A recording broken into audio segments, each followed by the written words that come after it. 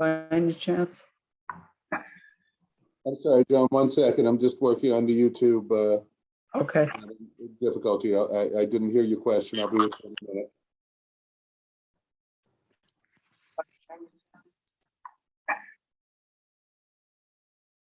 Okay, I'm sorry, John. What was that? Do you know which subject we're starting with? That would be up to Zach. We usually start whichever we have fewer speakers on. And I think we probably have a larger crowd for Sealy Street. But again, it's up to Zach. Okay. Sealy Street would be good, because I don't think I'll be able to stay all night.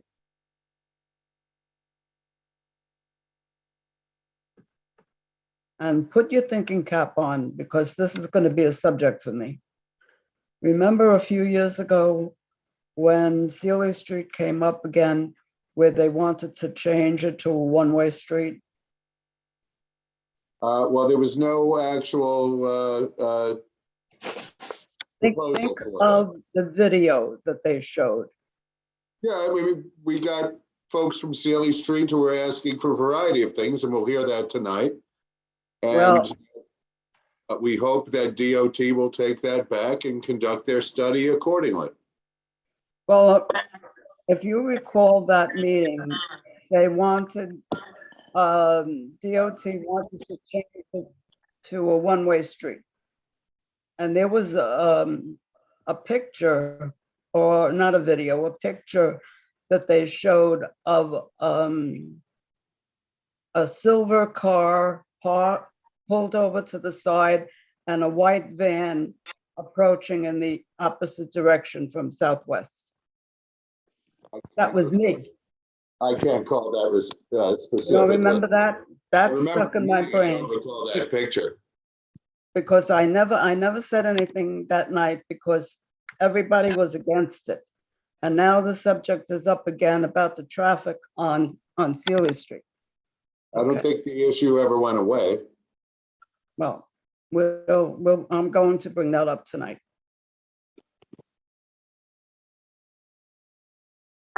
Because I never drove, after that incident where I saw that truck, that van barreling up, and I pulled it on the side so they could pass me. I never drove on Sealy Street since. A lot of streets I won't drive on. A lot of attendees. Fine, here's Zach. Hi, guys. Hi, everybody. How's that? Sorry I'm late. How are we doing? Good. Minutes after the hour, we have a lot of attendees so far. Great. We may want to start in a couple of minutes.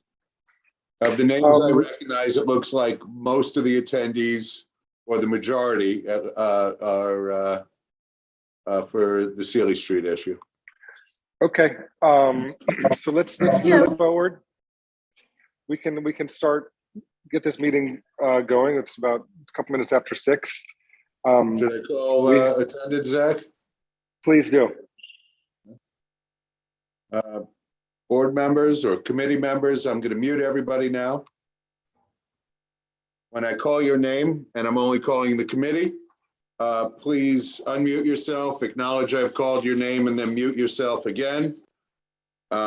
If you are a board member but not a member of the committee, I'm not going to call your name, but I will write your name down. Zachary Jacey. I'm here. Thank you. John Garcia. Sandra Alfonso. Present. Thank you. Joan Body. Here. Thank you. Joseph Canali. Here. Thank you. John DeLuper. Here. Present. Thank you. David Estrada. Roberto A. Martinez. Marilyn Melman. Gloria Rodriguez Navoa. Cindy Vandenbosch. Katie Walsh. Present. Thank you. You take it away, Zach. Thank you, everybody, for being here. We have 2 items on our agenda this evening. The first will be a presentation by EDC concerning the conversion of 39th Street and 3rd Avenue and their plans for that intersection. And the second item is a session with the DOT concerning Sealy Street. This is a information gathering session with the DOT. This is we're gonna hope to hear a lot from the residents of the area and what their concerns are, and the DOT will take this feedback and we'll go and we'll think about a workable solution. I am unfortunately at work, so I'm gonna have lots of background noise. So Jeremy is going to chair this meeting, and I will be here on headphones and probably off video. So thank you very much. Thank you, Zach. Before we ask EDC to start, we have a lot of attendees tonight. There will be an opportunity where you can use the raise hand function and make statements or ask questions. This is not the time for that. If you currently have questions about process, please use the Q&A function and type your question. And with that, I have Justin Turner from EDC. Justin, are you going to be presenting? Good evening, everyone. Yeah, we will be presenting. My colleague Meredith Simon Pearson will kind of take over. But just to do a quick kind of recap on why we're here. So this is really just a reminder / a refresher to the Sunset Park infrastructure work that we will be doing. We presented to the community board actually 3 times, once in 2017, once in 2018, and once in 2019. As I'm sure you all know, there were a number of city projects that got paused / stalled because of the pandemic. And we here at EDC are super excited for this work to kind of resume and somewhat begin. And with that, I will pass it off to Meredith, who is going to share screen, and then we can take questions, if any, at the end.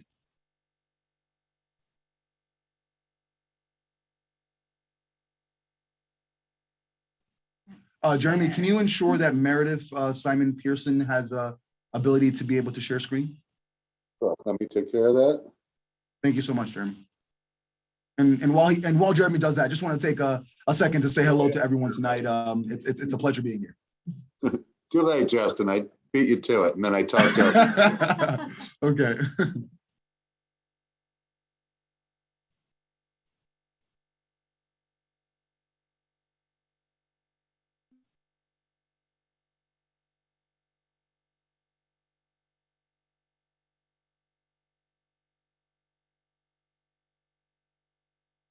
And there we go. Okay. Good evening, everyone. I'm Meredith Simon Pearson. I'm a senior project manager here at EDC, working in the Capital Program Division. And tonight I'm going to talk about the Sunset Infrastructure Project. So just to situate us, the site location, we're in Brooklyn in the Sunset Park. I'm sorry, Meredith, just one moment. Justin, would you please mute while she's talking? I think we're getting a little feedback from you. I'm muted. We're in the same room, so you should be hearing me. I understand now. Gotcha. It'll look like Justin is lit up talking, but it's me, and it's confusing because I'm on the blue side and he's on the office side. But I promise are here in the same space. Understood. Thank you. Yep. So again, our project is between 37th Street and 44th. And the Gowanus Expressway and the waterfront. So the bulk of our project work is streetscape improvements. And so that includes sidewalk and roadway improvements to try to make these areas safer and more pedestrian friendly. So here in the orange highlighted sections on 39th and 41st is where existing cobblestone pavers will be removed. And the solid blue line on this map shows existing railway that will remain. But what's a little bit harder to see, but is on this map, is also a dashed blue line. I'm not sure if you can see my cursor. So here, along 2nd Avenue, across 41st, those are existing tracks that will be removed. And then there'll be an expanded sidewalk at 39th and 3rd, and a new bike lane along 39th Street from 2nd Avenue running west.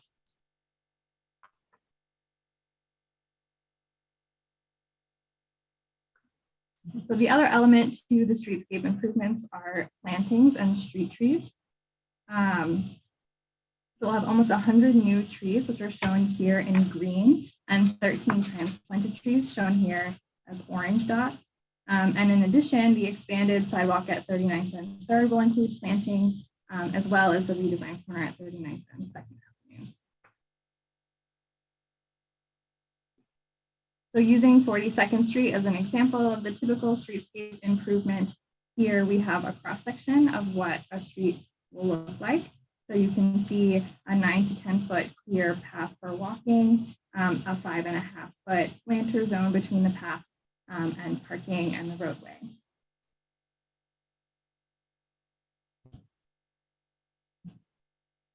So here's a picture of the existing condition on 42nd Street, looking towards 1st Avenue.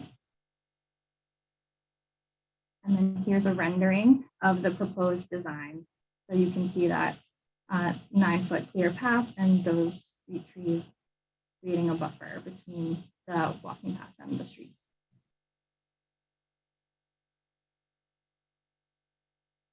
The computer is a little bit slow, but it's thinking about changing slides. I hope. There we go. Another feature of our plantings are continuous tree pits. So these are tree pits that extend underneath the sidewalk to give trees more soil for their roots to expand and grow and support the life of newly planted trees. And these continuous tree pits will be featured in the areas highlighted here in the orange boxes on 39th and 3rd. And so this is a picture and a diagram of a continuous tree pit. So you can see on the surface are permeable pavers that allow water to go through next to your typical tree pit with soil. And then underneath of those pavers is that structural soil that allows the tree roots to expand, supporting the tree.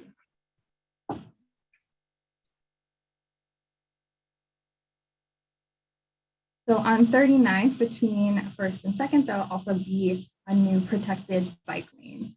So you can see the dashed line here. That's where the existing curb is on 39th. And so we're extending the curb out 8 feet to create this 8.5 foot clear path, the 8 foot two-way bike lane, and then a 6 foot continuous tree pit.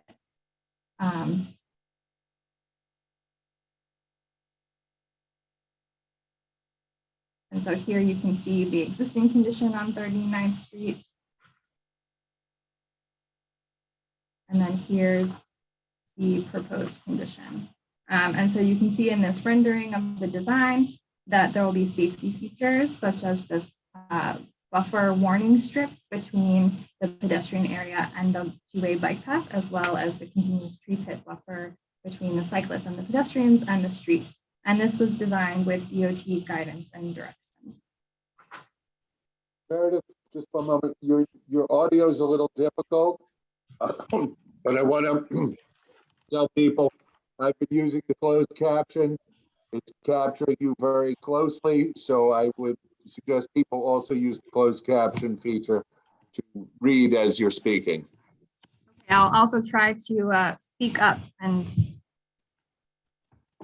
get our audio going louder. So at 39th and 2nd Avenue, we have what we're calling the gateway planting, and that's highlighted here on the map in the orange box. So this corner features planters, wayfinding, and formalizes the intersection and the crossings. It's coordinated with the existing bus stop on 39th Street. And this corner is a shared bike and pedestrian area along the corner. So bikes will come off that separated bike lane you can see on 2nd, and in the pink lines shows the bicycle paths, and the blue line dash lines show potential pedestrian paths. So this is a shared area. And to keep everyone safe, there'll be these imprinted concrete bike stamps on the sidewalk, which you can see featured on the side, and imprinted as well. And the concrete in this area will have a texture to indicate to bikers and pedestrians that this is a shared area. And again, this is developed with DOT to meet the current pedestrian and bike standards.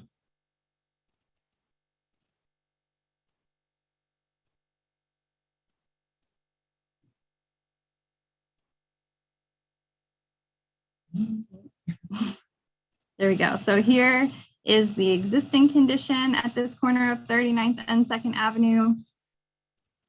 And here is a rendering of the proposed condition with the bikers and pedestrians, wayfinding, and plantings.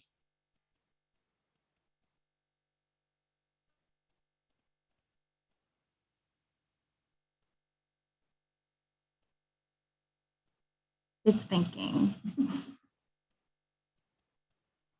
Here we go.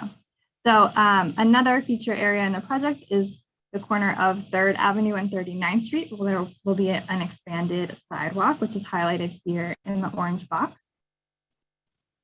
And so here's a diagram showing the existing condition at this corner of 39th and 3rd. You can see there's the overhead of the expressway ramp. And there are these existing tracks that will remain. You can see here there's this gray island, which creates multiple crossings. So if you want to get over here, you have to cross first to the island and then cross again. And there's existing cobblestones that are uncomfortable to walk on. And there's this existing, it's a bit hard to see here, but this white area is an existing turning lane that creates those multiple crossings. So in this diagram of the design, you can see that turning lane has been removed, and this is now an expanded pedestrian area. The smooth concrete will be much more comfortable to walk on, more comfortable to push a stroller on. The new design will also feature improved lighting and benches and continuous tree pits and plantings. And this is a section of the proposed design. So you can see overhead, the expressway ramp, on the surface, the plantings, benches, lighting, and clear paths for walking. And so here's an image of the existing condition. You can see those cobblestones, the overhead expressway ramp, the turning lane, and the bus stop. And here is the proposed design.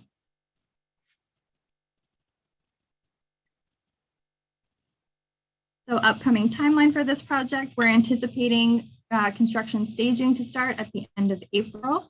An updated schedule is forthcoming in coordination with the contractor onboarding, and we can provide updates with details of staging and timelines once we have our contractor fully on board. And AECOM is our construction manager. They have a community liaison who will be notifying local businesses of the work in the area. So thank you, and we're open to taking questions. Thank you very much. Board members first, please use the raise hand function. While we wait for board members to raise hands, I would like to ask a couple of questions. Are there any bollards planned along the 3rd Avenue side of the seating area or the pedestrian area? I don't believe so, but we can double check on that and get back to you. Thank you. The 39th Street portion, that's the sheltered bike lane, is that still considered part of the Brooklyn Waterfront Greenway? Yes. Okay, so we previously did have a presentation on that. I will remind board members. And then lastly, I appreciate the garbage receptacles at the pedestrian area.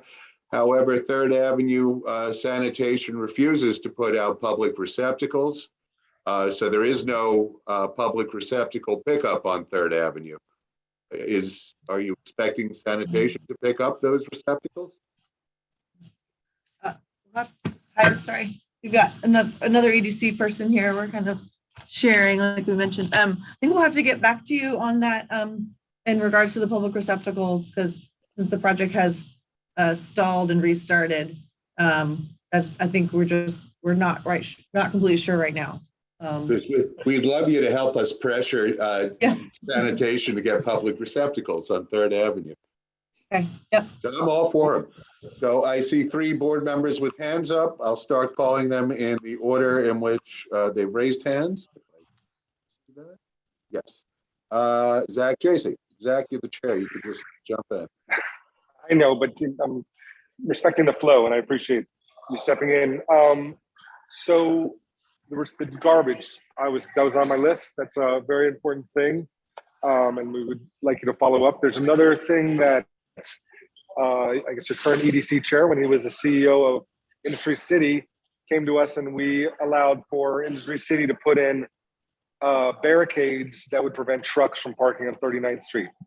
Those barricades have been very effective, and truck parking on 39th Street, 41st Street, 40th Street, 42nd Street, and 3rd Avenue is a huge problem, illegally parked garbage trucks. So I would like you to think about ways when you create this new area that you're going to continue to prevent the trucks from their illegal overnight parking, because they pull up and nobody's there. They leave the trucks there for days at a time. They're filled with garbage. It's a big problem that we would need to have a proactive approach to. And these are these sanitation trucks, or are they private? They're private. They're private partners. Okay. Yeah, you can talk to Andrew about it. He's well aware of it. We helped because we did work on 39th Street to try to rid that block of the problem. But they're all over the place. They park along 3rd Avenue. They park along 2nd Avenue, 1st Avenue, and then on all the side streets there. So you can see the planters that are there now in the garbage bins that are along 39th Street between 1st and 2nd. I'm sure you're familiar with those. Those were put in purposely so trucks couldn't back in and park there. And they seem to be pretty efficient and effective way to deal with that. So we should think about something along those lines to prevent this from happening again, and not just on 39th Street. We should move along to 40th and 41st and 42nd and all of 3rd Avenue.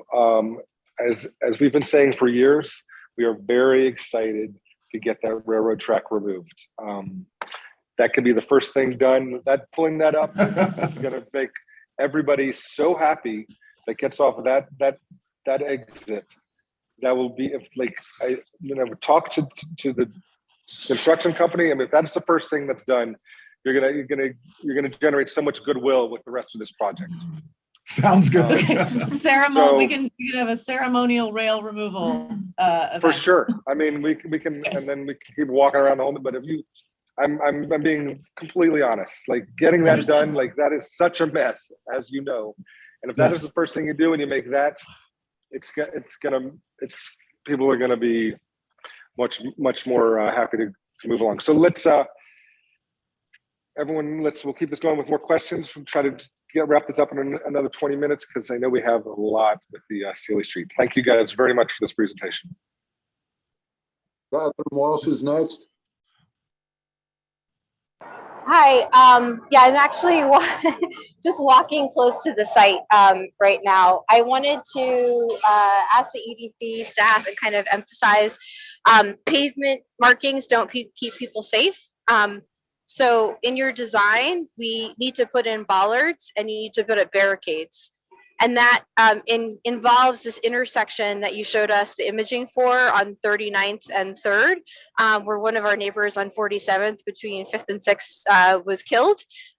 We've had all along the portions of these investments that you're making, we've had multiple neighbors and community members killed by traffic violence. And so what I'm curious about in your proposal, you're kind of like bringing it back to everybody, but I don't think it's up to the challenge and frankly the urgency of what our community is facing on top of last mile trucking facilities. Since you guys from DOT moved 39th Street to be a trucking route, and there's now a school that's going to be over there. So frankly, this doesn't pass the smell test to me at all related to safety and traffic violence. And sure, maybe you presented it in 2017, 2018, 2019, but for the challenges that we're facing in this community in 2022, this doesn't do it. So I would say that, you know, if you're looking for DOT to guide for guidance, they continue to fail this community. So looking to them to provide input is not one that I would go to. And I think that you, again, need to come back and put, again, pavement markings don't protect people and don't save lives. And that's effectively what you guys have a responsibility to do now because of the failure of the city and state agencies. Thank you. John DeLuper next. All right, thank you. I want to echo the comments from Katie, Zach, and Jeremy about the possibility of bollards. I would definitely also encourage you to look into those. I had a couple concerns that I wanted to check with you also. I noticed that in some of the sidewalks where you're extending them, they're going to be 8 feet 6 inches, and the bike lane on 2nd Avenue is also going to be 8 feet for a two-way bike lane. My concern is that that's a little bit narrow. And I do want to ask if you had considered maybe shrinking some of the travel lanes. I know, going back to Katie's comment, that narrower travel lanes do slow traffic, which makes it safer for all the folks who are working and living in the area. And then the other thing I wanted to ask about was the continuous pavers or the continuous tree pits. They're all going to have pavers, so that's like a sidewalk type thing on the ground. I just want to make sure that they're actually going to, all of them are going to have it. It's not going to be like on 2nd Avenue or the recent EDC retaining wall. After that, the new portion that you put in of sidewalk, that has some kind of continuous tree pits, but there's nothing in between the trees, and that can make it pretty narrow for pedestrians as well. So I just want to verify that and also see if you had thought about maybe shrinking some of the travel lanes so you could have either wider bicycle or pedestrian things on there. So the travel lane on 39th is 12 feet in this section, which I'm pretty sure is the city's minimum there.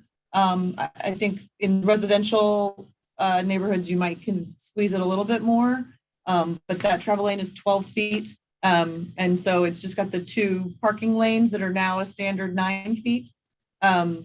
The bike lane, the bidirectional, as at 8 feet. So it's 4 each way, with then the buffers on either side for the rumble strips, those indicators. I think 4 feet is also close to the minimum for a bike lane.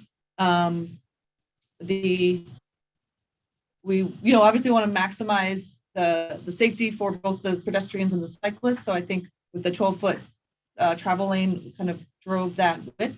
And then I didn't quite understand the question on the continuous tree pits. Did you, Meredith? No, I didn't. Okay, so on 2nd Avenue, it was my understanding from presentation years a long time ago that those ones are continuous tree pits, and there, the bike lane outside the Army terminal with the new sidewalk after you fix the retaining wall, that has tree pits, and they're long, they're like the ones you showed in the picture, but there's no pavers in between them. So on your drawing, you showed us some, but I want to be sure that that's on all of them, because for pedestrians, you don't like to have to get squeezed into a narrow sidewalk, especially if you're passing someone. Does that make sense? Yeah, absolutely. And thanks for the clarification, John. All the tree pits that we're including in the design are going to have the pavers. Okay, great. Thank you. Thank you for the question.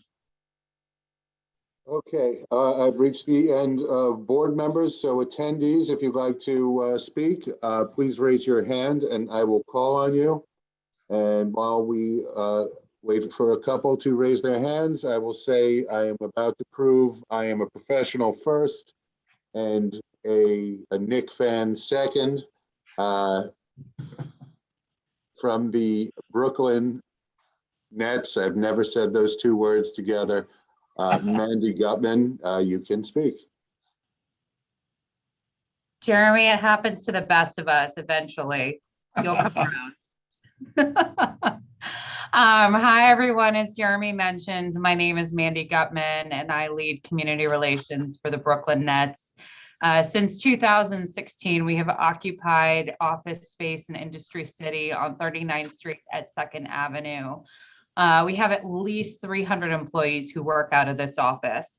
And as you saw from the presentation, I'm delighted to see at least the areas I'm about to mention are in that presentation. We most notably have issues with 39th Street at 2nd Avenue, that intersection, and then 39th Street between 1st Avenue and 2nd Avenue. They're virtually unpassable. And the trolley tracks that jut out through the very uneven cobblestone surface make the condition very dangerous. I will say I've lived and worked in this borough. I don't live far from here. I've lived and worked in this borough for 10 years. My job requires me to be out in various neighborhoods throughout the community. I can say with full confidence, this is the most physically distressed street I have seen yet. And it is in front of our office. And there are many, many companies that occupy office floors. It's not just us that have this challenge. When there's a rainstorm in the city, it's very common for about a 6-foot wide puddle to collect along the entire street parallel to the sidewalk. And if you were to leap over that puddle from the sidewalk onto the street, you would definitely turn your ankle on the landing because there's not one even surface on the entire street. And I know many people have bottomed out their cars on 39th Street, have gotten flat tires, me included. And even when I told employees, colleagues, I said, I'm joining this call tonight, the stories just started pouring out of people about nearly being hit by a car at the 39th Street and 2nd Avenue intersection, ankle injuries, car issues. It's been 6 years of this. And the Industry City redevelopment has been one of the biggest Brooklyn real estate undertakings in recent history. It's a workplace, it's a leisure destination. I come here also with my family on the weekends. I love it here for so many reasons. However, the road conditions continue to be our largest issue with the area. So for those of you who have the power to begin this work, to get going, please, we beg of you to do so before another spring and summer pass us by. That's it from me. Thank you so much for that, Mandy. Just want to say that that's what we're here for, and like I said at the beginning, we're really excited to be able to start this work. I think for all the reasons you just mentioned. So we're excited to do this work. So absolutely. And as Meredith said too, we'll be providing more detail and stuff when we have our contractor on board. We want to make sure that everyone is in the loop in regards to what you'll be seeing out there and the staging and the schedule. So I also travel to this location, not just for work, but for pleasure. And I definitely cannot imagine trying to traverse that street on a much more regular basis than I do. It is treacherous. Thank you. I have Siobhan Fagan next. Siobhan, you can unmute yourself. Hey, Jeremy. Sorry. I take it that's Anthony? Yeah, this is Anthony, yes, and Siobhan, yes. Okay. Oh, okay. Thank you. Hopefully, please give us your last name as well. Anthony Sisto, and I live on 39th Street between 3rd and 4th Avenue. Thank you.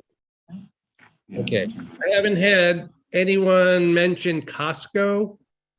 And if you guys actually spoke with the management or the corporate management at Costco, and it's a major traffic destination, both coming and going, all hours of the night. We have trucks, we have cars, we have it's a big deal. I haven't heard anybody speak about how this traffic is going to be rerouted.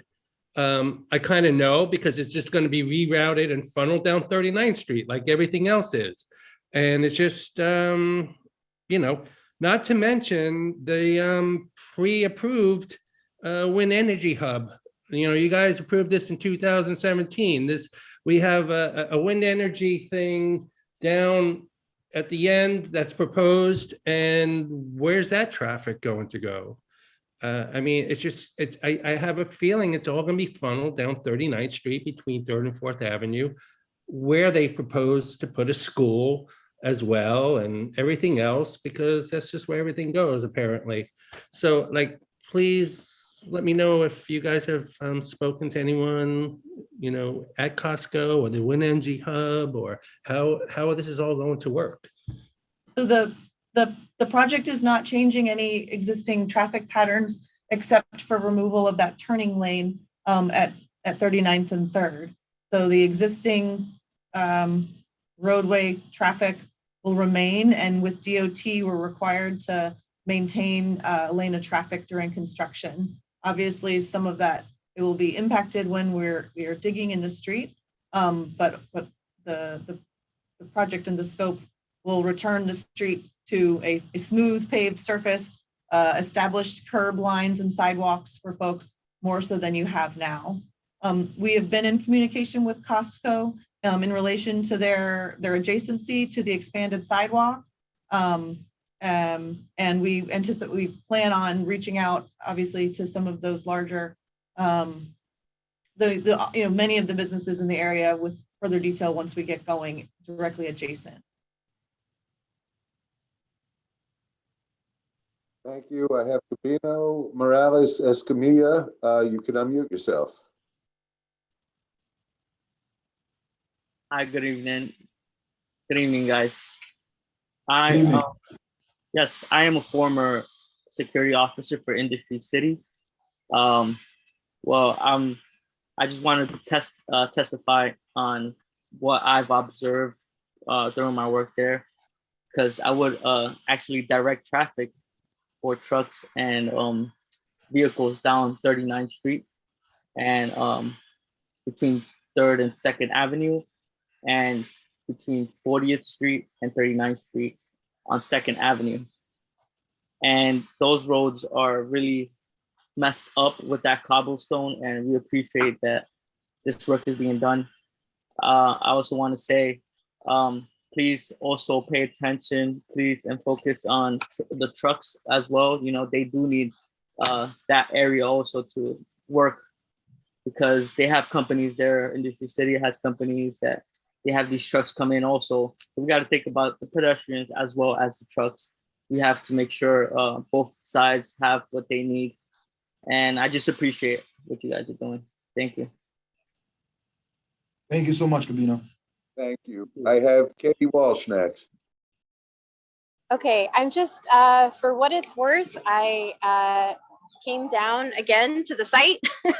This is 39th Street. And again, if you look at these intersections, the proposal of what you guys suggested without having any bollards and not having any protection is a failure of the current design. So this is a major intersection, and the proposal that you guys put together does not reflect the current demand and the current challenges that we have with the school going in, with the wind, with the new EDC project on the water, with the 39th Street redirecting of truck routes. So your proposal, my question to you is, what are you going to do to address these concerns that you've heard about us saying that we want bollards and we want infrastructure investments that don't reflect what you currently have in your proposal? What is your response to that request and that need? Because your proposal looks very outdated and not reflective of what is currently going on in this neighborhood. Catherine, I would love to just have a better understanding of where specifically would you like to see bollards? Sure. I would, Zach, I think you're the great person to take, action on that, but all of us can provide that input. Absolutely. Is that an invitation for us to respond to the design with a request for where to put bollards in? I just don't see what the design is creating actual curbs and sidewalks separated from the street where there is not today.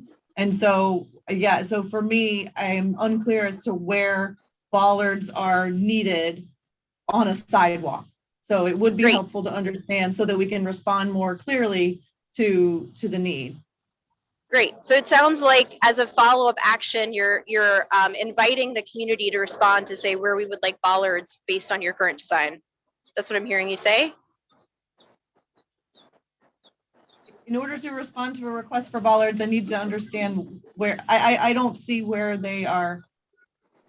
I don't see where to put a bollard on a sidewalk. Okay, so go for it, Jeremy. So we're creating this pedestrian space, a gathering place along 3rd Avenue, which is the most dangerous roadway in our community for a variety of reasons. Perhaps along the 3rd Avenue side of that gathering place would be appropriate. Okay. I think I understand what you're saying. Okay, And there's probably multiple points. So how about we have that as a follow-up action where the community can respond and let you know based on your current design where we believe that we need these investments. Okay, that sounds good. Jeremy, could I ask you to possibly send over maybe a list of the locations? Yes, and this way we will can do kinda that. take that in. Yeah. Oh, Zach, sorry. That's fine. You can use my 39th office Street, as the like hub the- for that. Wait, Board sorry, members, guys. feel free to Both of you reach all out speaking to at the us. same time. I'm not really hearing. Zach was speaking, Jeremy, you were speaking, so I really didn't catch. Sorry, Zach, please continue.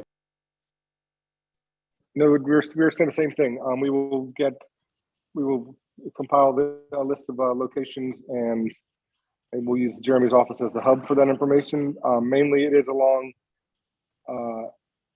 3rd Avenue and 39th Street at that intersection, that's the main point of concern. But looking at the rest of your design, there is separation from the street and the bike lanes and the sidewalks. So we'll look at the pictures again, but I think that's the one place we're talking about. Okay, thank you, Zach. I appreciate that. And Jeremy, we'll stay close on that. So. No problem. So I have a co-host here now. Karen Rolnick, you are next.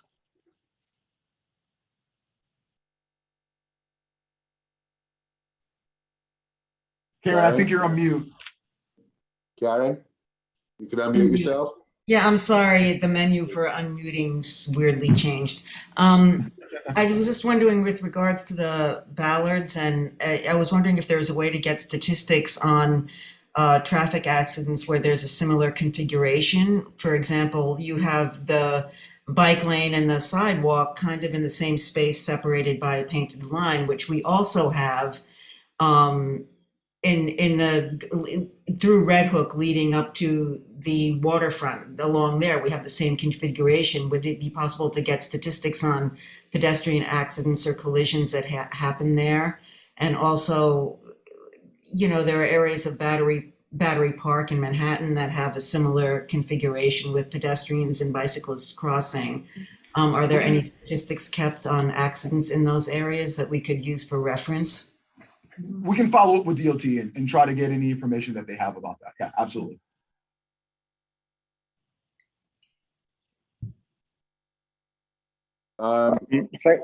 Sorry, how many members of the public do we have with their hands raised? We should move on to some.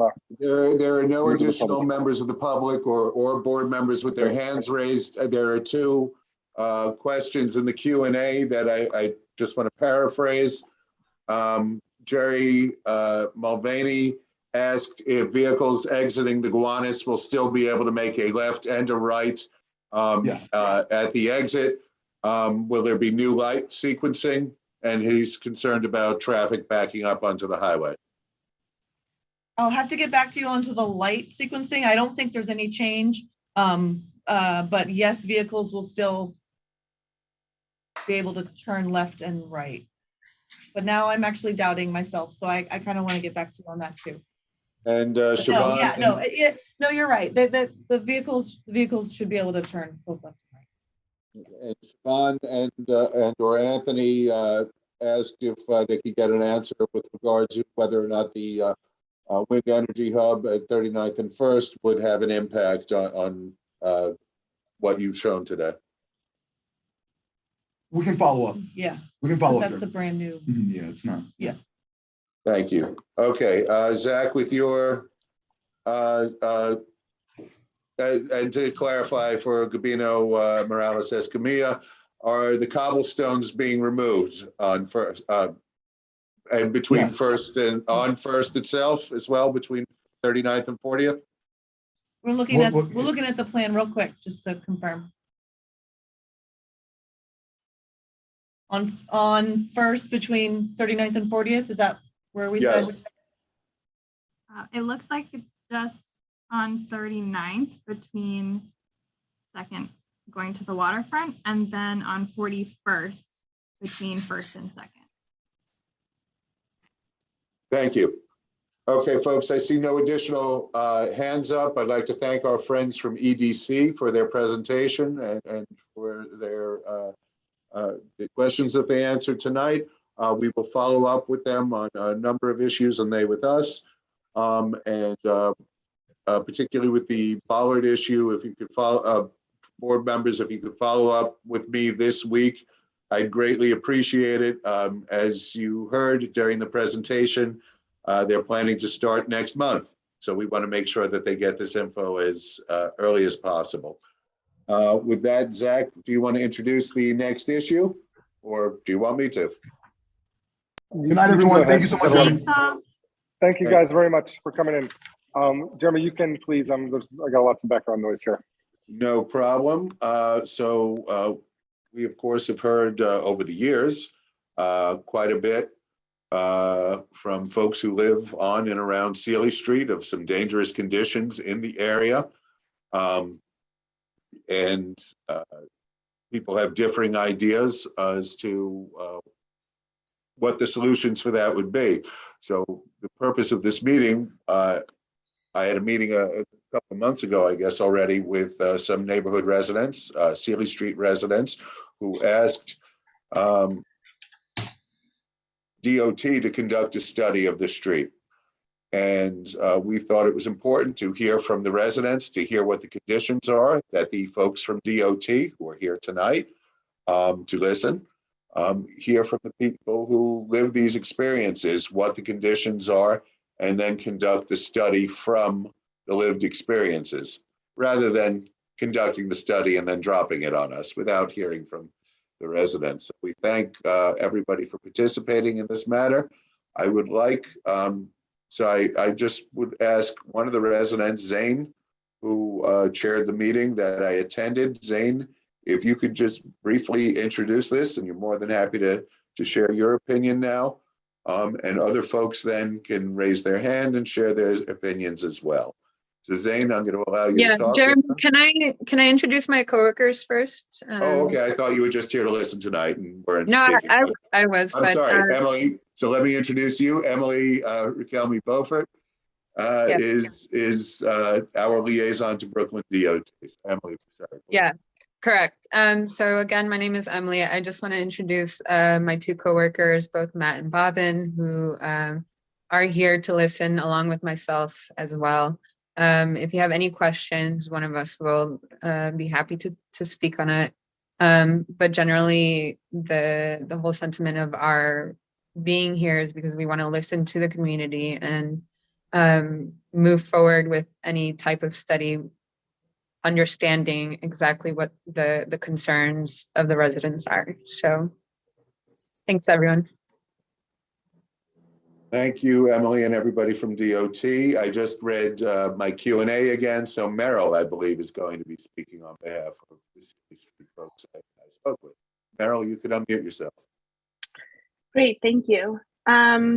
Yeah, so I just have a couple things that we wanted to share. I actually prepared some photos to share as well, but if it's too challenging to allow me to share my screen. You can do that, Merrill. I just need to now make you a panelist, and then I can allow you to do that. So you're being promoted right now. Congratulations. And now that you're a panelist, I could allow you to share your screen. Great, thanks. So I'm just going to run through while you're working on that, because I have a couple notes to share first, and then we'll walk through some photos. Yeah, so we've been working on this issue for a group of us who live on the street. I live at 138 Sealy.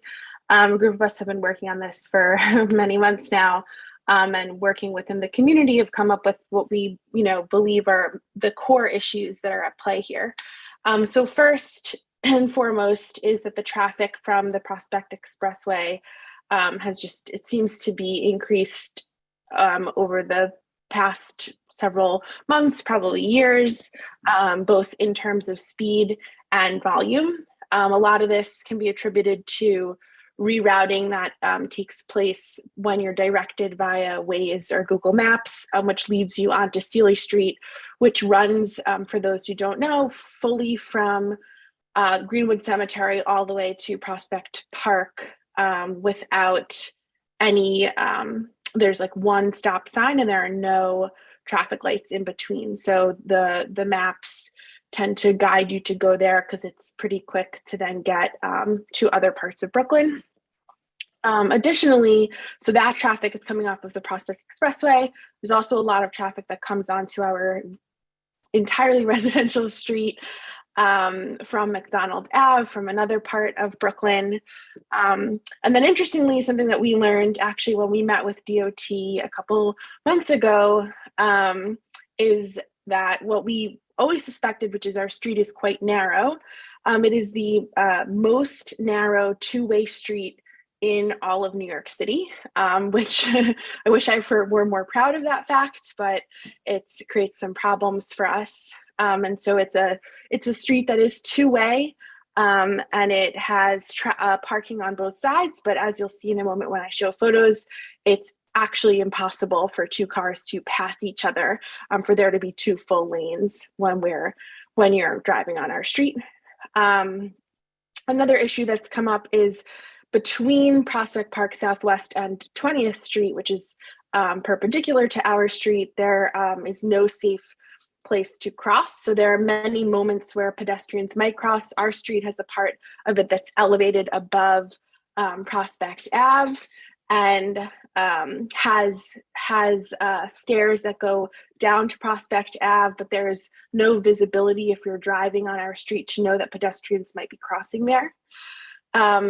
And then finally, there's confusing and inconsistent signage for trucks coming off of the Prospect Expressway that will then be led onto Sealy Street. So some signs say there are no trucks, other signs, it's just a bit confusing when you're looking at, when you're driving a truck coming off. So we had speed bumps. I think they're actually speed humps installed in 2 spots on our street. They've been there for a couple months now, and they've had little to no positive impact. I think the only thing that they've done is that they've created a lot of noise and maybe actually made it even more difficult for cars to pass each other on our very narrow street. And so we really wanted to come today and share and push for stronger solutions, such as making our street one way away from the park. And then I'm just going to share my screen to show you a bunch of photos. That's my last photo. But just to illustrate, as I mentioned, so you can sort of see this is what it looks like when traffic backs up. You can see that it's very hard for cars to get through one another. Sometimes when large trucks come, there's really this is a two-way street. I don't know how a second car would fit here. Then there's tremendous amount of traffic that just backs up, and it's very difficult for cars to, as I said, get through. Another example of I believe a Department of Sanitation truck trying to get through as cars are going the other direction. School buses prove to be quite difficult as well, as you can see here also. But generally a FedEx truck, things that we need to have on our street that just make it really difficult for cars to pass. And yeah, so that I'll stop sharing. That is all we as a group really wanted to share to the board. Thank you, Beryl. I invite anybody else to raise hands as well, including board members. And the next person I have with their hand up is Joan Body. John? Meryl, thanks so much for your pictures. There's a few years ago, there was also a picture of gray Subaru that pulled over to the side, that white van came barreling up from southwest. That was me. And no matter how many times we have tried to get this situation straightened out, it seems that here we go, years later. I've been around a long time, and we're still talking about the same thing.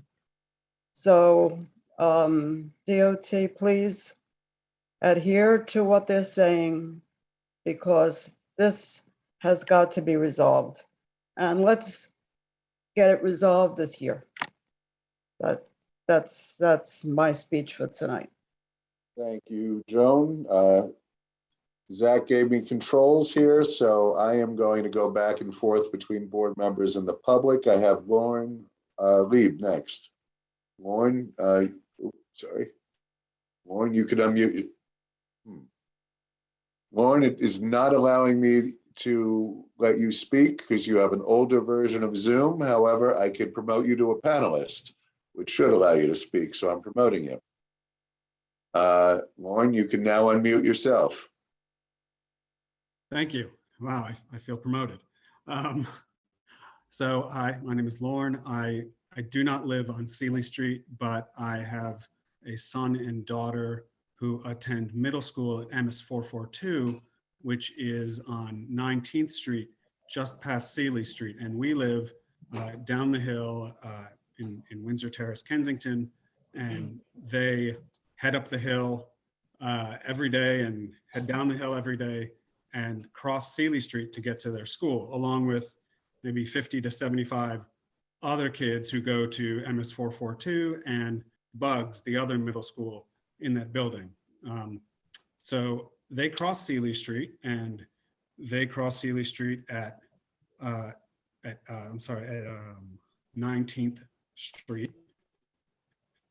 But as many of you know, there's no crosswalk at 19th Street or at Seeley Street crossing 19th Street. There's no stop sign either. So they have to wait for cars to stop for them, and usually they won't. So they have to sort of hurry across while some of the cars that have stopped on 19th Street do a slow roll through the stop sign as they're turning onto Seeley Street. They also have been using the pedestrian walkway between the two parks, between I think Cutie Park and the other lower park. I forget that park's name, Seeley Park, right? And there is a pedestrian walkway there, but there's no crosswalk on Seeley Street at that pedestrian walkway, which is odd because that same lower pedestrian walkway where it crosses, what is that street down there? I'll look in a second. It has a pedestrian walkway where it crosses the lower street, Vanderbilt. Where it crosses Vanderbilt, it has a pedestrian walkway and a stop sign. And so they can safely cross down there, but they can't safely cross in the middle of Seeley Street. So they end up peaking in between cars and waiting for cars to stop speeding by and then hurrying across in like groups of 6 so they can get across safely. So I am very concerned about the amount of traffic on Seeley, but I am much, much more concerned about the lives of children that are crossing Seeley with no crosswalks and no stop signs and no protection whatsoever from the amount of cars speeding and turning, coming down. And we've asked DOT to help. And so I hope that there can be some response to make it safer for pedestrians and for kids to cross Seeley on their way to school. Thank you, Lauren. I have John DeLuper next. Thank you. So I'm struck watching the presentation seeing what Meryl showed, and then hearing Lauren's experience with the crosswalks.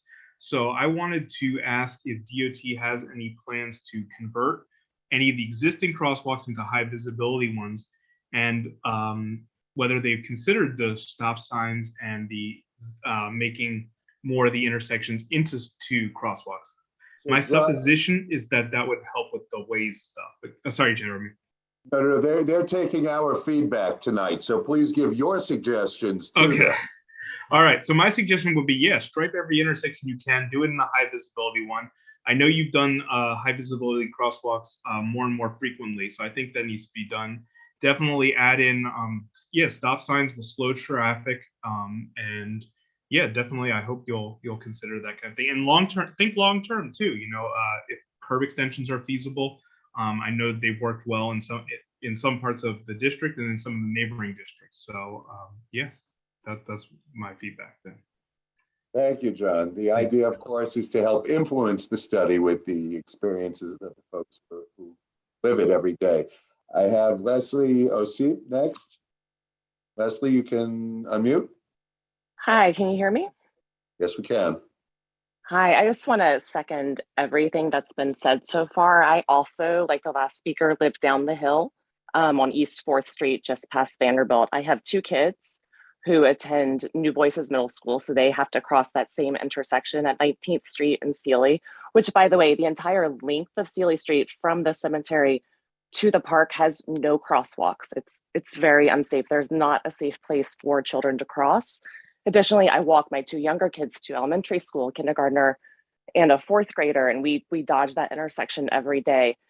Not only are there not crosswalks, there's no stop signs, there's no street lights. I mean, there's no red lights, and the intersections aren't even daylighted. So cars are parked right up into the intersections. You can't look around a car, even if you know, there's no visibility. It's extremely unsafe. Not only are there the 2 middle schools at the Bishop Ford complex, there's an enormous pre-K with about 500 students.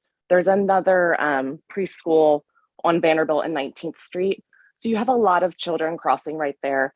It's extremely unsafe. I actually requested a study for that intersection from the DOT last year. And the response I got was that a study was done in 2019. It was found to be safe and nothing can be even looked at again until 2022. So I was really, really disappointed about that. I'm so appreciative of the work that everyone's doing, but something really needs to happen where there are stop signs and lights and crosswalks on this street before someone gets killed. Thank you. Leslie, thank you. I'll point out the obvious. It is 2022, so we could ask for that study again. Justin Petrillo, you can unmute yourself.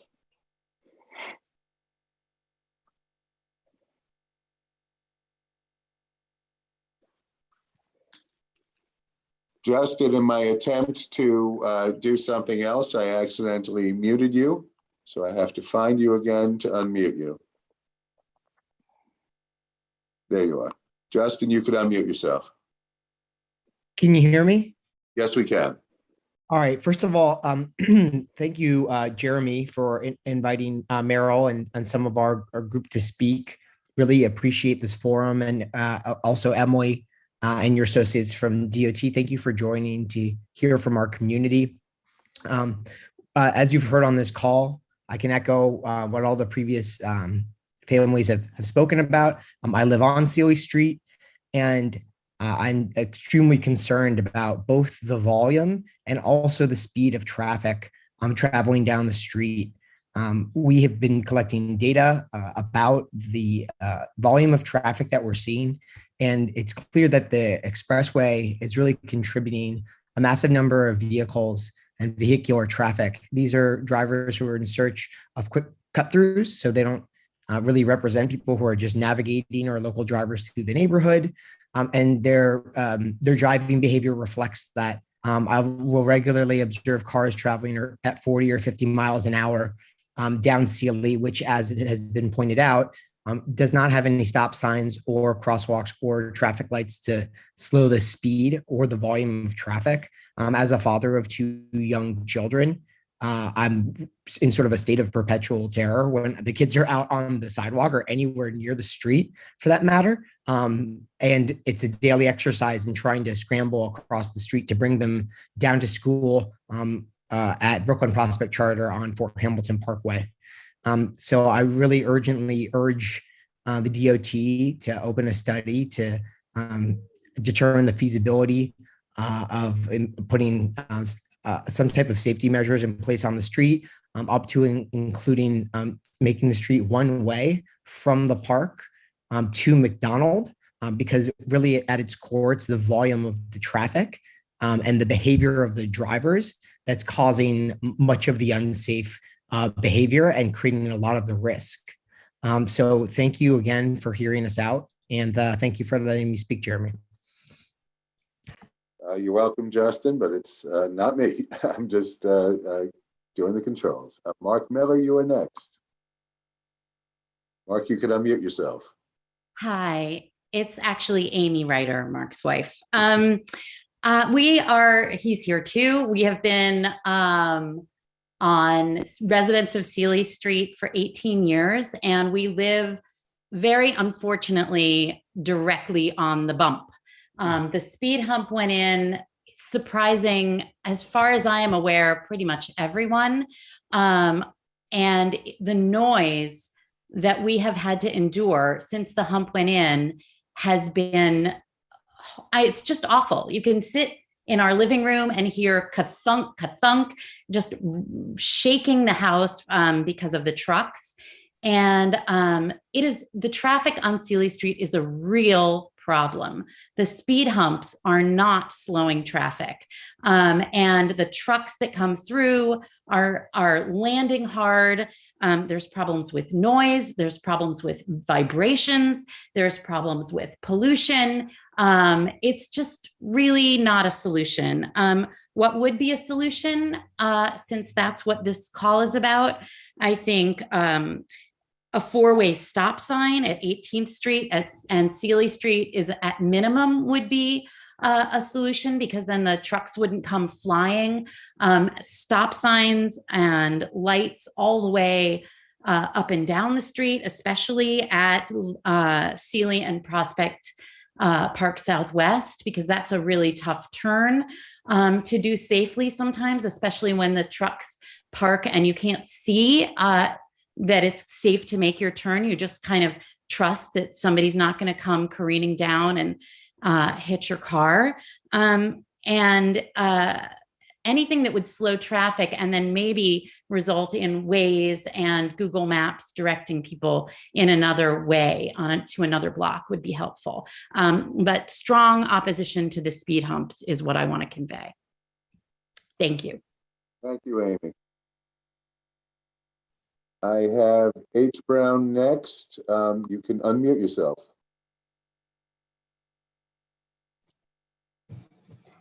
Hello. Thanks for calling on me. I'm speaking up as a resident of the other end of Sealy.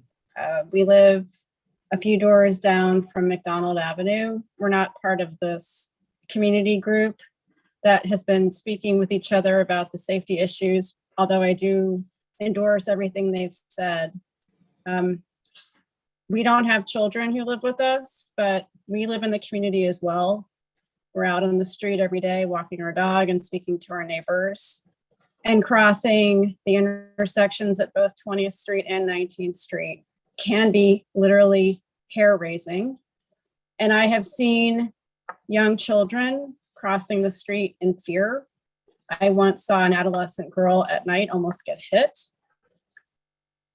In addition, we have young families that live across the street from us in a low-lying apartment building right off of McDonald Avenue. One family lives on the corner in the apartment with three very young children. And cars come at a high rate of speed off of McDonald Avenue onto Sealy Street. They do not know that there are children living there, but they take the corner very quickly. One car took its turn so quickly last winter that it ran into the house on the corner facing the other direction. So that is another issue that I would very much like the DOT to examine. I urge you to come here and just walk around for a day or even a morning, and you can see what we're talking about. I hope you have a map in front of you that you're following as we're speaking. But it is a dangerous situation, and I believe that the decision by DOT not to make changes a couple of years ago was based on the conditions of a couple of years ago. Although has always been dangerous here. The pandemic and the increase in traffic and the increased use of traffic apps has definitely made an impact in traffic patterns here. So thank you. Thank you. I have Jerome Sachs next. You can unmute yourself.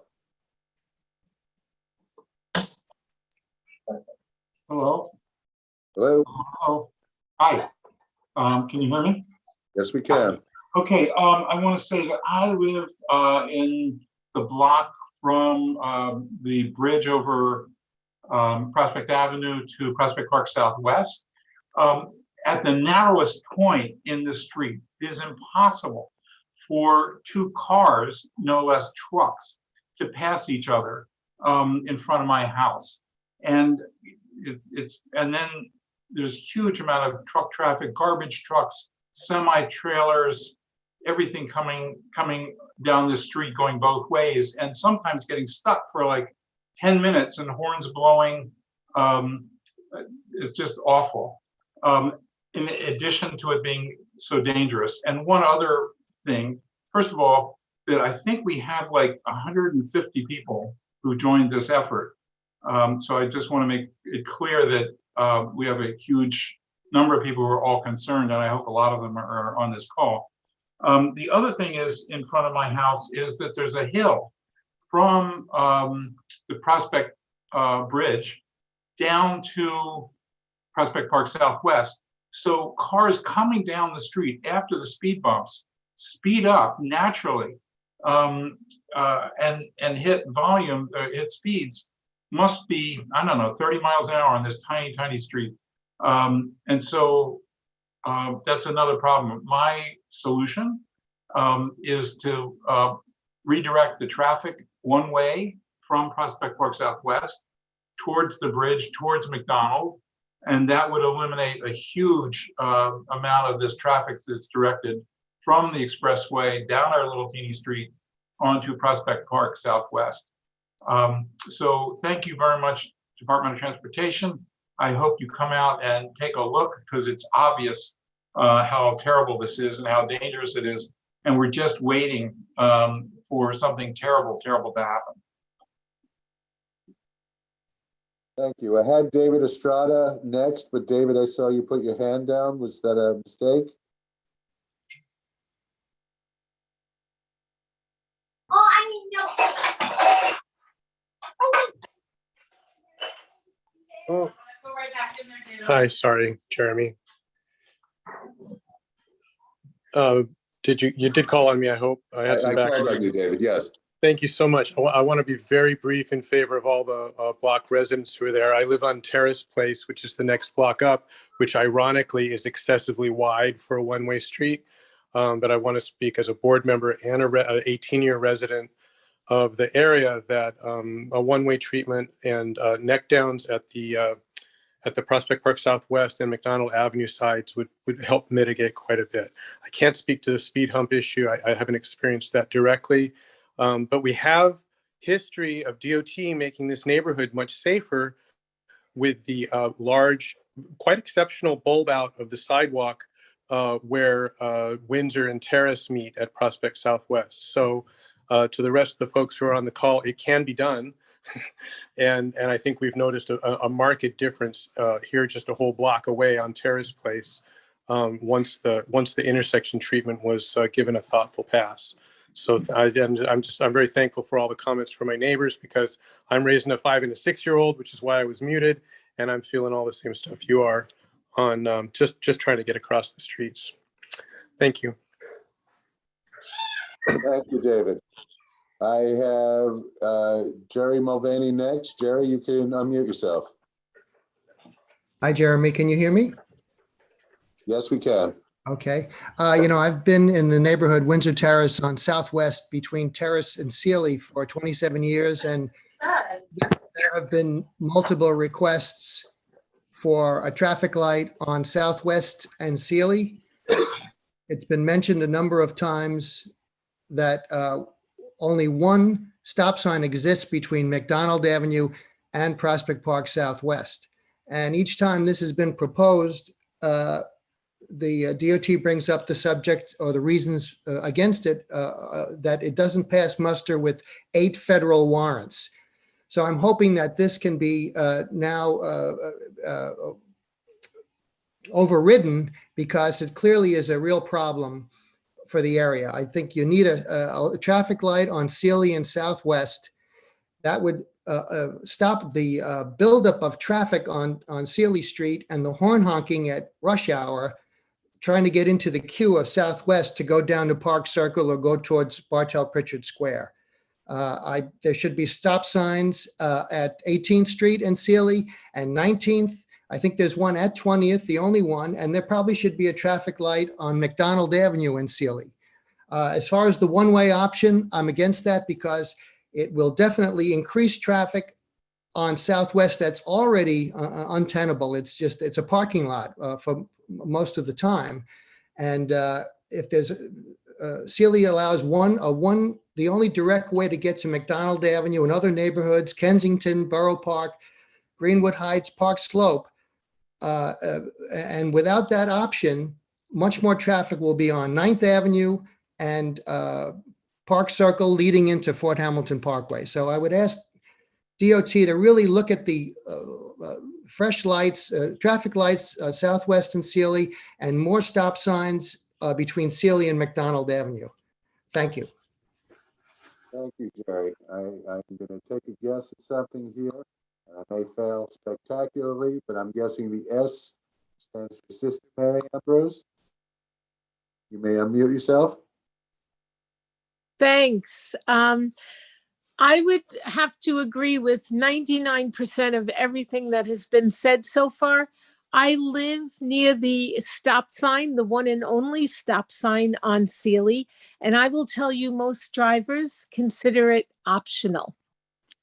And that's and it's a 4-way stop sign, 20th and Sealy. But in both directions, it is optional. And you cringe every time you see someone near the corner because there's great potential for a tragedy. The other tragedy potential that I have witnessed firsthand is that crosswalk connecting the two parks between 18th and 19th Street on Sealy. I have seen a preschool class with 2 instructors. One bravely stands with a stop sign to get traffic to stop. But the drivers coming from the Prospect Expressway, who are aggravated with the great traffic calming issues up on Terrace, are now angry when they get to Sealy Street and they want to make that left. And I have seen SUVs and other cars go around a stopped car as a preschool class is passing. Now, it is only going to take 30 seconds for a class to be wiped out. And then we will be Sealy Street on the news. We may be the narrowest street in the city of New York. Vanderbilt Street is the safest in the city of New York. They are one way towards the park and they have a stop sign in 3 locations. They have a traffic light at McDonald. If you are heading towards McDonald to get on that road and someone is turning off, making a right, you could be killed because they do not slow down. They're in a rush to get to the Prospect Expressway via Sealy Street. So I've seen the potential tragedies. When they do happen, I will be on the street saying, I knew it. And I was at the church meeting on Vanderbilt Street 3 years ago when we talked about Sealy Street being a problem. Terrace is one way towards Prospect Park. Sealy can be one way towards the cemetery.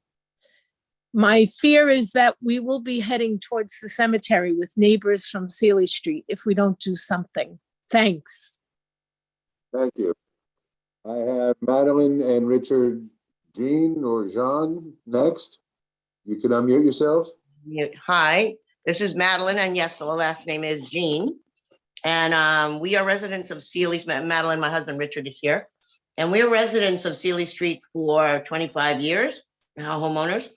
And I live 4 doors from the corner of 18th Street and Sealy. So I can tell you right now, there are 2 missing stop signs there, along with some form of signage to tell people that they should turn and go to the expressway. No expressway signage at all. Trucks have missed the corner, backed up. Years ago, we had a car literally crushed, backed up onto by a huge truck who was trying to get back so he could make that turn after he missed it. We also, within the last number of years, had a neighbor who was struck there by someone winding the corner from McDonald heading towards the park, but going suddenly towards 18th, up 18th Street. They rounded the corner without stopping. There was no stop sign. They rounded the corner and they hit my other neighbor, Mr. Petrillo knows it, who lives next to Mr. Petrillo. They hit him and he was on the ground with broken legs, both broken legs. It was horrific. It was 7 o'clock in the morning. And the person who did it did stop and said, yeah, I wasn't really looking that anybody was there. So there's always been that hazard there. So I've always been a proponent of the 2 stop signs and the signage for the expressway. But there's also no signage for any truck weight restrictions on our street, because you can get, I don't know how, a 12-wheeler, whatever they're called, running down the middle of the street. My husband's laughing, an 18-wheeler running down the middle of the street. But I'm serious, there could be, and barreling, as I would put it. So there's no weight restriction sign.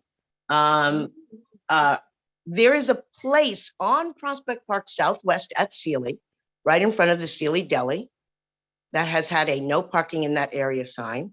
People park there. So then those coming around the corner to come up onto Sealy, that's very dangerous. You almost hit somebody every time. And that's partially because it's very narrow. And I do have a suggestion, and it won't probably be that popular because I've lived in this neck of the woods for 42 years.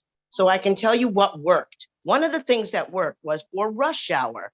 We could come from Prospect Park West through the park and out onto Prospect Park Southwest, cutting off the part of the neighborhood, cutting off part of the traffic. Since they took that away, that's the traffic that you see. And it is bumper to bumper at most times of day. Rich, my husband wants to say something? Yeah, I'd just like to add also that, the bridge that goes over Prospect Avenue on Sealy Street really is not built to withstand the type of truck traffic that barrels over it every day. And not long after we moved here, which was in '97, an engineering firm came through to see about, working on that bridge. And they did some testing, and interviewing people around here. They decided they didn't want to touch it with a 10-foot pole because that bridge is really not in good shape and does not deserve nearly the volume of traffic that it gets. I just wanted to say that. Thank you. Unfortunately, if they demolish it, they will demolish a number of houses that will fall towards it on Sealy Street. We are on terraced land. But it's not So built to take that's really all. I don't want to take up everybody's time. I'm going to reiterate just one thing, please. Drive through the park just at rush hour would take some weight off some traffic. It used to work very nicely. And thank you for your time. Thank you. I was in the job when we had that meeting. It was 2002 with the Sealy Street Bridge. Sylvia Augusto, you can unmute yourself. Hi, I missed the presentation, and so I got in a little There was bit. no presentation, Sylvia. Okay, good. Well, I want to speak about 3rd Avenue and 39th Street. Okay, there was a presentation for that one, so, okay. Yeah, and I don't know what was said and what was shown, but my concerns are that they should leave that alone. They really need to leave that alone. There's really no reason to cause more traffic by closing that small exit, that turn. It would cause major traffic. There would be a lot of trucks, big trucks trying to make that turn. And I hear this with the other conversations about the other locations, and I see, and I hate saying it, but I see people dying because if you're going to make it harder for a trucker or a bus, because the buses go down that block and they use that little side street, whatever it's called, that side exit. It's just ridiculous to think that we only have like 16. You know how it counts down to when the light changes? The minute the light changes for us to cross 3rd Avenue across to the other side from the east to the west, it's counting down at 16. So that doesn't even give us enough time to go across, let alone to have those trucks getting ready or drivers or cars to make that turn, because they want to make that turn. And it's not going to be enough time. So I really think that they need to do a really good, extensive study.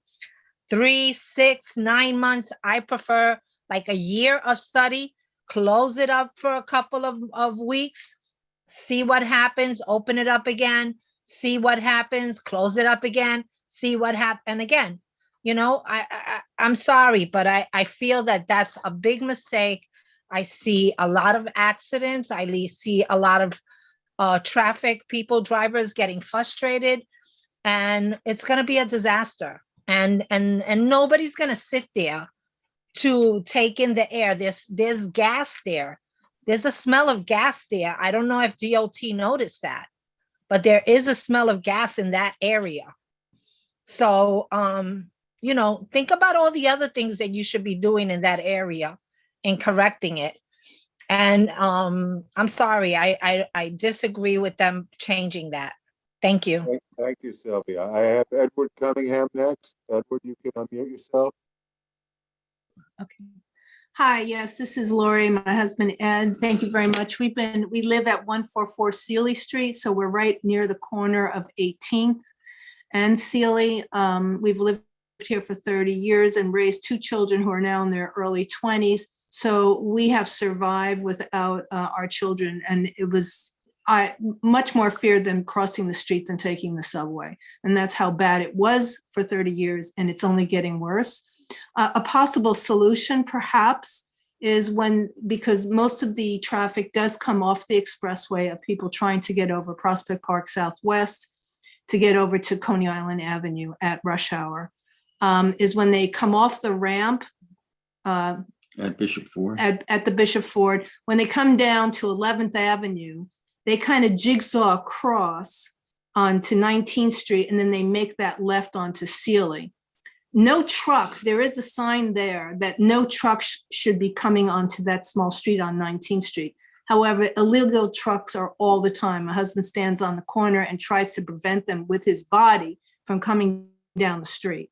A possible solution is at that corner of 11th Avenue and 19th, that the traffic is forced to turn left. That's 11th Avenue. It's a very wide street.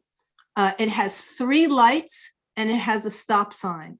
And it's one way. They can get to Prospect Park Southwest, and then the trucks can then make a right-hand or a left-hand turn onto Prospect Park Southwest. Because when these trucks come down Sealy Street, when they get to Prospect Park Southwest, they can't quite often make that turn. And so that's a lot of the reasons why at nighttime, the cars, even in the morning, they're backing up because they can't get down. Somebody's got to come back up, and everybody is out of their cars trying to direct traffic, getting cars to move out of the way so something can come down. Again, I just want to reiterate, there is absolutely no safe place to cross on the street. I've seen cars on the Prospect Expressway Bridge pass each other to try to get, and it gets narrow onto Sealy Street there. They literally pass each other at a high rate of speed to then fly down Sealy Street. Yes, if anybody is doing the speed limit on the Prospect Expressway Bridge, it's a little wide there. They see it that they need to pass around the guy to race down Sealy Street and run into Prospect Park Southwest. And again, that right, the 11th Avenue would be a solution. It's a very wide street. Thank you. Thank you very much. Thank you. I have Laura Jacobs next. Laura, you can unmute yourself. Hi, this is Neil. I'm Laura's husband. Thank you for the community board for setting this up and making this a priority, and for DOT joining and participating and meeting with us. As you know, we're looking for communication and partnership to deal with this problem. You've heard a lot of people from our community and our street speak about the challenges we have. We are seeking safety for pedestrians, both children and elderly and of all ages, safety for cyclists, and safety for our property and our cars. Some of the things that we've experienced on this block is, you've heard a lot from people, but there have been dangerous interactions with trucks and through traffic, people that are not intending to come visit our neighborhood or our residents, but are using this as a way to get, as a means to get to where they're going. And because they're trying to beat time, they can be very confrontational, especially on a road that they're not expecting a street this narrow to be two ways when a vehicle is approaching them in the opposite direction. My wife and I have been in a car where a larger vehicle is faced, nose to nose with us, and they won't move, and they have threatened us, and we've had to back down the block to pull into a driveway in order to make way for them to pass. It can be very dangerous, and I think people, as the street narrows, they tend to accelerate and speed up in hopes of getting out of the confines of the street faster, and so the narrowness lends itself to speeding, which makes it even more dangerous for pedestrians. We have videos and pictures of car transporters, 18-wheelers, tour buses, all coming down our block and creating traffic, blocking ambulances, blocking fire trucks. We had a few winters ago, there was a minivan that was abandoned in the middle of the street and in a snowstorm, and it was left there overnight for a day or two, and vehicles like plows and other cars could not get down the street because once you have one street in the middle of a block, it's completely obstructed. Our neighbors spend most of our time out in the street talking to each other, exchanging war stories of the damage to their vehicles parked in the street. I don't think I know a single neighbor that hasn't had a mirror knocked off, a car sideswiped, a physical harm to themselves or their loved ones from vehicles in the street. And it's upsetting and it's dangerous. We are really seeking solutions. We have things that we look for DOT's expertise on how to solve these problems most effectively. We are not 100% not in support of making the street one way towards the park. We are against it because it will only make this a racetrack with much more dangerous interactions, much greater risks to people, and much greater traffic. But we are open to, even though it's inconvenient to those of us that drive and live on the street, it would be inconvenient for us to make it one way from the park to McDonald Avenue. We would be supportive of that if DOT deemed that to be an appropriate solution to the problem. But we are seeking a little better communication from DOT, which has started to happen more recently, and we appreciate that. But we want to understand, and we want to know what you're thinking about, what you're investigating, and what changes you're making. The speed humps were a surprise to many of us on the neighborhood. We heard from other neighbors that they had put in requests in for a traffic light, and they received notification from DOT that a traffic light on the corner of Sealy and Prospect Park Southwest was approved. I would ask today if DOT can comment on whether that is something that is happening and if that affects our traffic flow pattern. So I really appreciate you listening and taking the time to hear us. I really appreciate the partnership and better communication. So thank you. So I don't know if DOT is prepared to do that tonight. We did not ask them to speak tonight, so I would invite you to reach out to the community board, and we would be happy to follow up with you on that. And I will say the speed humps were a surprise to us as well, because we turned them down in 2015.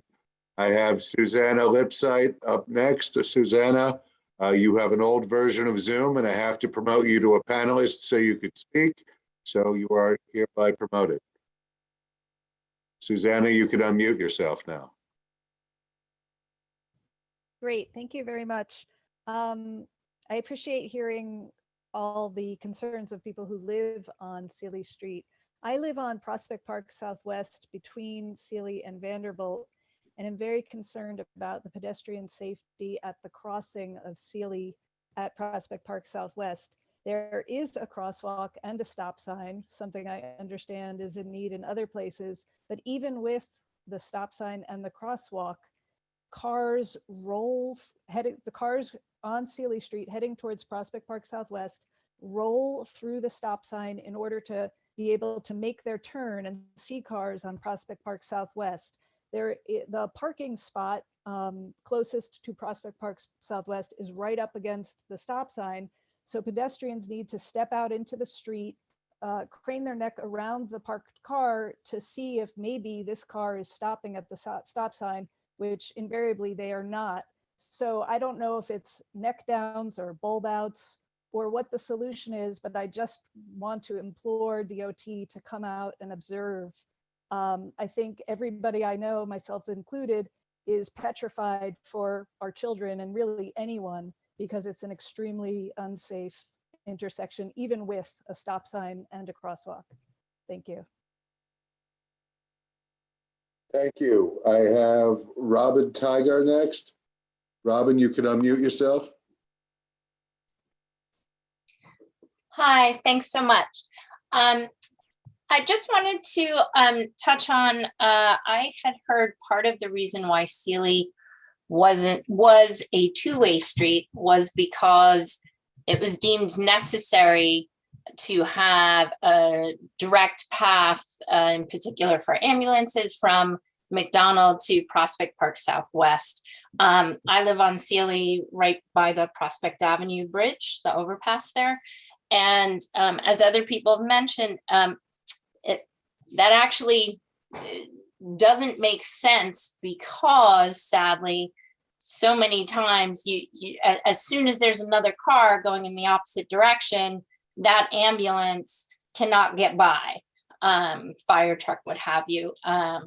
So I understand the principle of it, but Sealy Street is not the place to have that. So I agree with several of the other residents that the ideal would be if it was one way from Prospect Park Southwest. We need stop signs. We need pedestrian crosswalks. And thank you so much for listening to us. Thank you. I have Amy Rubin again. Amy, you can unmute. I don't know what you mean by again. I haven't spoken yet. Oh, I'm sorry. Forgive me. I saw your hand up earlier and I assumed I called on you. No. Well, my point is, I agree that it has to be one way from the park to the cemetery. I've been living here 27 years, and it wasn't that bad in 1995. It's gotten a whole lot worse, and I can only assume that, I mean, you've heard all the horror stories from everybody here, so I'm not going to reiterate, but I agree with every one of them. Clearly, DOT knows that this is a dangerous street now. But I'm surprised, there's an idea that was floated by, not on this phone call, but one of the previous speakers, and I thought it was a good one, and he'll know who he is.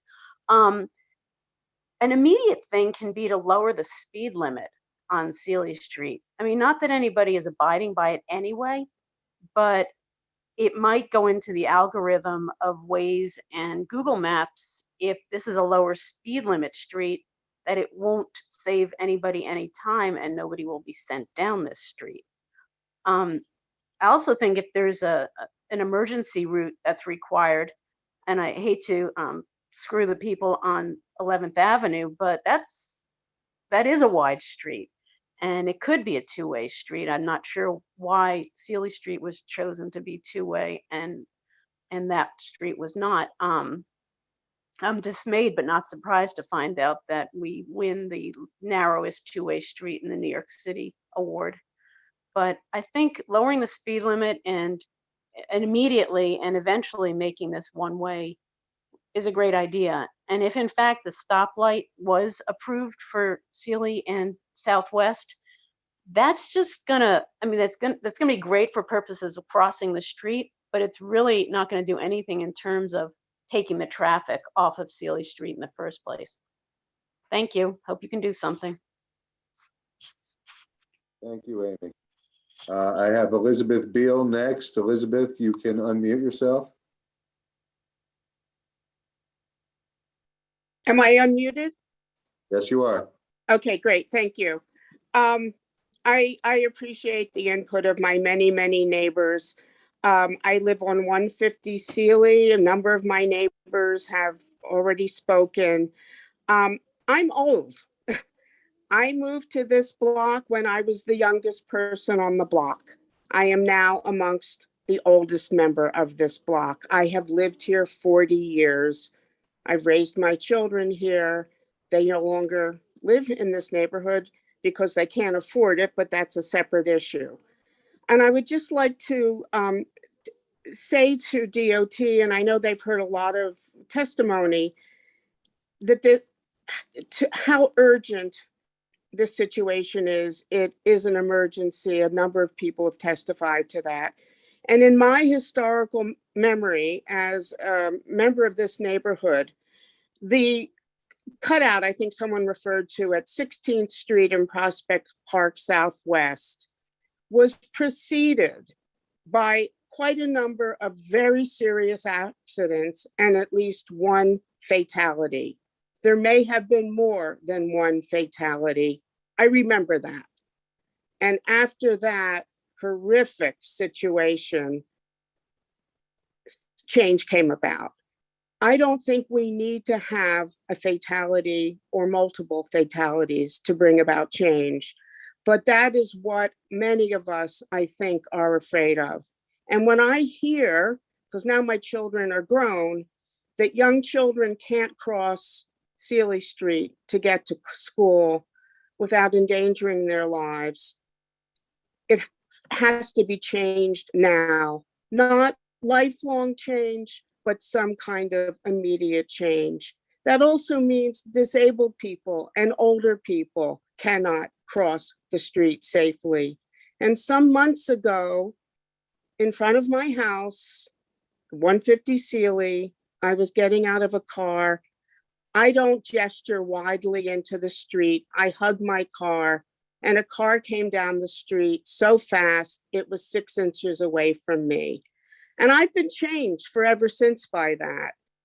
I completely feel unsafe living on my own street to where I have retired. And that's not okay. It's not okay for me, and it's not okay for anyone on any block on Sealy Street. And I would just like to mention one other thing, and please stop me, Jerry, if this has been mentioned. A family on my block sometime last year had a medical emergency. And the number of emergency vehicles came, the fire department came, they parked in the intersection at Sealy and 18th Street. And when the paramedics arrived, they went on their way, which was fine. The paramedics now have a wonderful, big, wide SUV vehicle. And when they parked and went to see my neighbor and did an amazing job for my neighbor, they were blocking Sealy Street. A whole procession of cars came from either direction on Sealy Street, trying to squeeze around this emergency vehicle, honking their horns. And they were furious. And some of my neighbors, including one on this call, stood on Sealy Street in the intersection at 18th Street and waved them away. He could have been hit. I stood on Sealy Street near the Prospect Avenue Bridge and directed traffic to turn around and go in the other direction. That's what it took. And I just want DOT to know that. Thank you. Thank you. I have Rob C. next. Rob, you can unmute yourself. Hi, I support everything that all my neighbors have said. I also live on Sealy Street. And in addition to all the damages, all the side swipes and everything else that they've spoken, I just want to bring everyone's attention to the intersection of McDonald and Sealy. There was talks about a light on Prospect Park West, Prospect Park and Sealy, but don't forget about the McDonald and Sealy, because that street, the cars and trucks that are coming down McDonald are flying down that hill. And it's really dangerous to cross that street, especially being that there's a bus stop on the other side by the cemetery where my children get off.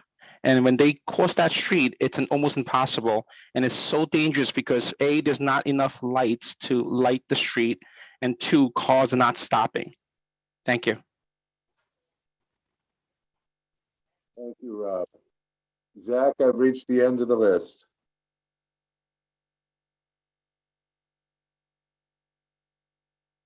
Okay. I thank you, Jeremy, for doing that. Thank you, everybody, for attending and speaking your minds and getting this conversation moving, hopefully in a new direction.